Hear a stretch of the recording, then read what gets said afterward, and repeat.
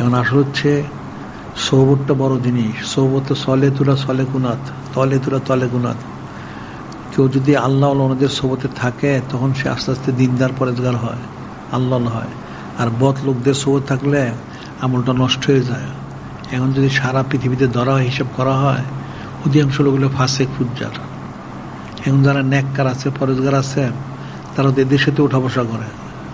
এটা কঠিন বিষয়। কাজে সাবধানের জন্য বেশি আমরা যে বলি বেশি জিকির করতে হবে, সৌবত ইখতিয়ার করতে হবে। তখন যদি সে হক মত থাকতে পারে, বিশুদ্ধ আকীদা অর্জন করতে পারে, আপনি কখনো পারবেন না, সেটার কঠিন বিষয়। এখন সাধারণ মূল, এখন মূল যে ফতোয়া সেটা হলো বর্তমান জামানায় এই সমস্ত যারা এই বেনামাজিগুলি যে জব করতে যায়, এদের দ্বারা জব করলে জব শুদ্ধ হবে না। মুসল্লিমত থেকে এবং পরেজগার আকীদা বিশুদ্ধ সম্পন্ন যারা বিশুদ্ধ আকীদা যাদের, তাদের দ্বারা জব করতে হবে, এটা মনে থাকে যেন।